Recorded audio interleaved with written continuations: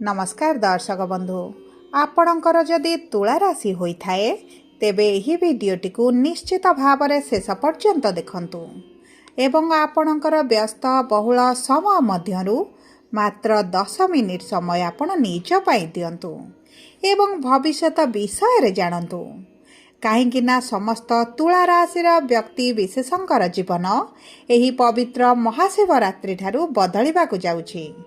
कारण ग्रह नक्षत्र चलन हेब बहुत बड़ परिवर्तन, जहाद्वारा आपणक जीवन में चलिथिबा बहु दुख कष्टर अंत हेबाकु जाउछि एवं पुणी थरे एही महाशिवरात्रि ठारू आपणक जीवन में खुशी फेरिबाकु जाउछि। आपणक राशि रे एही जागर दिन राजयोगर संयोग सृष्टि हेबाकु जाउछि। तीनोटी बड़ शुभ ग्रह आपणक राशिर त्रिकोणर भावकु बा लक्ष्मी भावकु चलन करने जाउछंती। शुक्र, सूर्य एवं मंगल जी आपणकर भाग्यर अधिपति, लाभर अधिपति एवं धनर अधिपति अटंती एवं समस्ते आपणकर पंचम भावकु चलन करुछंती, जेहेतु आपणक भाग्यर गोटे बड़ परिवर्तन हेबाकु जाउछि। अनेक दिगरु अनेक गुड़िए लाभ आपणको प्राप्त हेबाकु जाउछि। समस्त सुख प्राप्ति हेबाकु जाउछि। एही महाशिवरात्रि परठारु पुनर्बार आपणक जीवन में खुशी फेरिबाकु जाउछि। तेबे एबे आसंतु जानिबा एही महाशिवरात्रि ठारू कौन बड़ परिवर्तन हेबार अछि। एहा पूर्वरु जदि आपणकर भी तुला राशि होइथाए एवं आपण भी ईश्वर को आंतरिक भक्ति एवं विश्वास करती, तेबे भिडियोटी को लाइक करंतु, कमेंट बॉक्स रे ओम नमः शिवाय अवश्य लिखि दियंतु। ता सहित आम सह जोगाजोग करिबा पई वीडियोर मध्य भाग रे एक व्हाट्सएप नंबर टिए दिया जायछि, जो नंबर साहाय्य आपण आम सह जोगाजोग करी निजर नूतन कुंडली प्रस्तुत करि परिबे, कुंडली विश्लेषण कराई परिबे, किंबा आपणकर चाकरी, विवाह, व्यवसाय, प्रेम संपर्क, शिक्षा, स्वास्थ्य को नहीं किछि समस्या रहिछि तार सहजरे एवं स्वल्प मूल्य रे समाधान करि परिबे। सेथिपाई आपण आम सह भिडियोर शेष पर्यंत जोड़ी होई रुहंतु एवं व्हाट्सएप नंबर माध्यम रे आम सह जोगाजोग करी खूब कम मूल्य रे आपणक समस्यार समाधान करंतु। एबे आसंतु कार्यक्रमटी को आगको बढ़ाइबा। देखंतु आपणकर राशिर स्वामी शुक्र बुध, सूर्य, मंगलक सहित शनिक गृह रे विराजमान करिथिबारु आपणक स्वास्थ्य रे आपण समस्या देखुथिले। आपणक कर्मक्षेत्र रे मध्य समस्या देखा देउथिला। आपणकर धनर समस्या मध्य बढ़ी जाइथिला एवं आपण ऋण आनिथिले, किंतु ऋणटी को सुझी न पारी ऋणर भार आपणक उपरे बढ़ी जाइथिला। आपण जे कार्य रे हाथ देउथिले सेथिरे सफलता मिली पारु नथिला। मानसिक चाप भितर आपण रहुथिले। परिवार मध्यरे आपण शांति अनुभव करू नथिले। शिक्षा रे समस्या देखुथिले एवं चाकरी रे बहुत अधिक समस्या पूर्वरु रहिथिला एवं वर्तमान मध्य रहिछि। सबुठारु बड़ कथा हला संतान संततिक पई आपण बहुत अधिक चिंतित रहुछंती। आपणक व्यापार रे पूर्व भली आपणकर लाभ हेउ नाही, व्यापार आपणकर लॉस रे थिला भली मध्य अनुभव करूचंती। आपणक प्रेम जीवन हेउ बा दाम्पत्य जीवन रे छोट छोट कथा को नै समस्या बढ़ी चलीछि, कलह सबु बळे लागि रहुछि। आपणकर मानसिक स्थिति सहित शारीरिक स्वास्थ्य मध्य आपण जंत्रणा अनुभव करुथिले। तेबे एही भली जहाँ भी समस्या आपणक जीवन रे चालुथिला ताहा एबे दूर हेबाकु जाउछि। आपणक जीवन रे पुणी थरे खुशी फेरिबाकु जाउछि। तेबे सर्वप्रथमे आसंतु जानिबा आपणक तुला राशिर नक्षत्र अनुसार किभली प्रभाव पड़िबा पई जाउछि। देखंतु तुला राशिर तीनोटी नक्षत्र रहिथाए। चित्रा तुला 14/7, स्वाति तुला 15/7 एवं विशाखा तुला 16/7। तेबे सर्वप्रथमे जानिबा चित्रा तुला राशिर व्यक्तिविशेषंकर एही महाशिवरात्रि परठारु किभली परिवर्तन देखाजिबो। देखंतु आपणकर नक्षत्राधिपति हेउछंती मंगल, रस्याधिपति हेउछंती आपणकर शुक्र, पंचमाधिपति शनि एवं नवमाधिपति बुध अटंती। आपणकर मंगल जेहेतु केन्द्र रे थिले एवं त्रिकोण को गोचर करिवे माने आपणकर शिक्षा क्षेत्र रे आपणको बहुत अधिक शुभ परिवर्तन देखा जिवो। आपणकर शिक्षा क्षेत्र रे जदि समस्या देखुथिले एवं आपणकर पाठ पढ़ारे मन लागु नथिला एवं आपण जदि इंटरव्यू एंट्रांस देउथिले आपणको सफलता प्राप्ति हेउ नथिला तेबे एही सब क्षेत्र रे निश्चित परिवर्तन आसीबो। आपणको शुभ फल प्राप्ति हेबो। आपण जदि क्लास प्रमोशन पई एग्जाम देउछंती सेथिरे मध्ये शुभ फल प्राप्ति हेबो एवं ता सहित जो व्यक्ति मानकर प्रेम संपर्क रे समस्या चलीची ताको संपर्क रे आसीबो मधुरता। जदि आपणकर दूरता बढ़ी जाइछि कलह झगड़ा मनमालिन मतभेद चलीछि तेबे एही सब परिस्थिति आपणकर बदली जिवो। जदि आपण प्रेम संपर्क को विवाह रे परिणत करिबा पई चाहुचंती तेबे आपणक पई अति उत्तम समय रहिबो। एवं देखंतु मंगल जेहेतु आपणकर धनर अधिपति एवं सप्तमाधीश अटंती आपणक विवाह पई प्रबल योग बनुछि।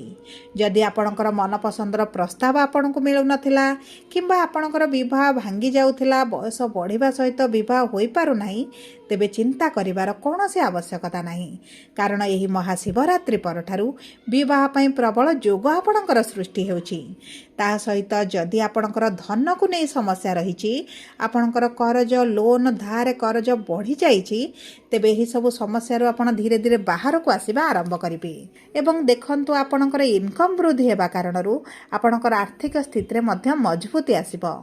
देखंतु मंगलंकर सप्तम दृष्टि जेहेतु आपणकर कर्मर गृह उपरे रहुथिला आपणकर प्रमोशन हेउ सैलरी इंक्रीमेंट हेउ किंबा जे कोनोसे आपणकर परिवर्तन आपणकर पेंडिंग होई रहितला आगो को बढ़ी पारु नथिला जेतेबेले मंगल आपणकर पंचम गृह को गोचर करिवे एही सब क्षेत्र रे आपणकर अग्रसर देखिबे। आपणकर सैलरी रे इंक्रीमेंट होई पारे आपणकर प्रमोशन होई पारे किंबा आपण जदि चाकरी रे परिवर्तन चाहुतिले सेही सब क्षेत्र रे आपणको निश्चित भाव रे शुभ फल प्राप्ति हेबो। एवं देखंतु जदि आपण पार्टनरशिप रे किछि कार्य आरंभ करिबा पई चाहुचंती आपणको पई अति उत्तम रहिबो। आपणकर जदि दैनंदिन रोजगार रहिछि डेली डेली इनकम करूछंती तेबे आपणकर सेही इनकम रे वृद्धि घटिबो। एबे आसंतु जानिबा स्वाति तुला बा 15/22/7 तुला राशि व्यक्ति विशेषंकर एही महाशिवरात्रि परठारु कि भଳି रहिबो। देखंतु आपणकर नक्षत्राधिपति हेउछंती राहु जे आपणकर पंचम गृह रे विराजमान करिसंती एवं मित्रंकर राशि रे मध्य विराजमान करिसंती। आपणकर शिक्षा क्षेत्र रे जे कन्फ्यूजन बढ़ी जाउथिला शिक्षा ठारु मन हटुथिला वर्तमान आपणकर शिक्षा प्रति रुचि पड़िबो। आपण एही समय मध्य जदि शिक्षा संबंधित किसी बड़ निष्पत्ति नेबे आपण को सेतिरे शुभ फल प्राप्ति हेबो।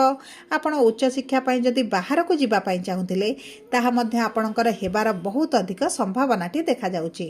देखंतु आपणको उच्च शिक्षा बा आपणको कैरियर संबंधित आपण जे कोनोसी निष्पत्ति नेबे आपणको भाग्य आपणकर साथ देबो। ता सहित गुरु जेहेतु भाग्यर गृह रे विराजमान करिसंती आपणकर भाग्य दुई पाद आगरे आपणकर रहिबो। एही समय मध्य रे जदि आपण नूतन कार्य आरंभ करिबा पई चाहुचंती तेबे कार्यटी आपनको सफलता प्रदान करिबो। आपणको कर्म क्षेत्र रे मान सम्मान वृद्धि हेबा सहित आपण चालाक चतुर बुद्धिमान होई आपणकर कार्य गुडी को किभଳି सहजरे एवं कम समय रे करिदेबे ताहा मध्य आपण करि परिबे।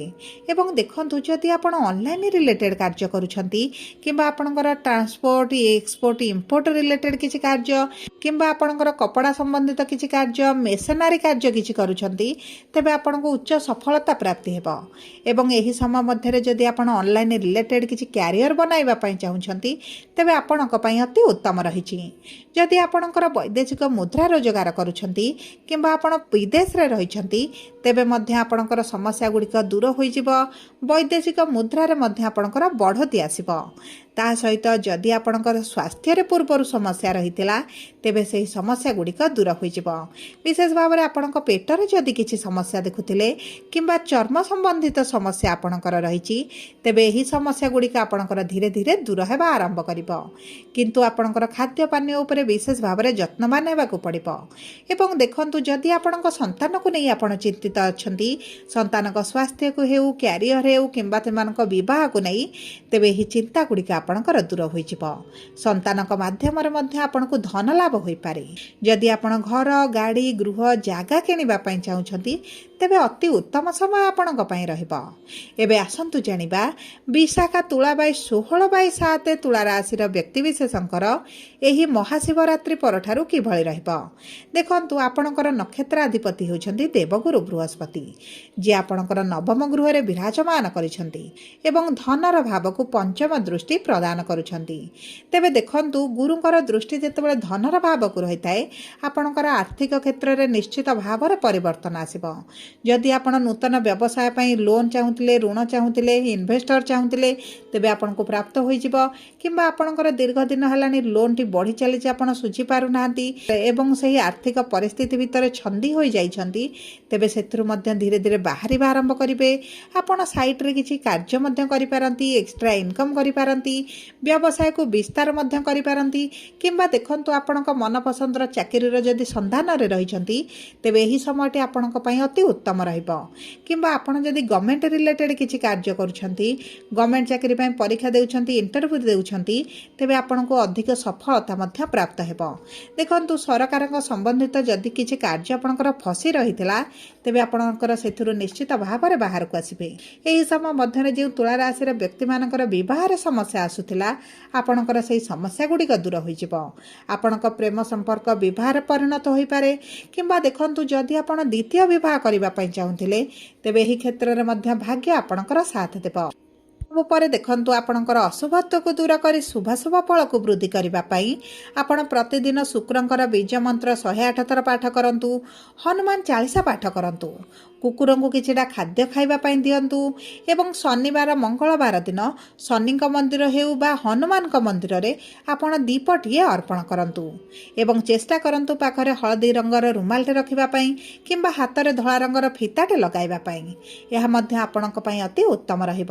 ଯଦି ଆପଣଙ୍କର ଅଧିକ ଆର୍ଥିକ ସ୍ଥିତି ଖରାପ ରହିଛି ତେବେ ପ୍ରତିଦିନ ଶ୍ରୀ ସୂକ୍ତମ୍ ପାଠ କରନ୍ତୁ, ଅତି ଉତ୍ତମ ଫଳ ଆପଣଙ୍କୁ ପ୍ରାପ୍ତ ହେବ।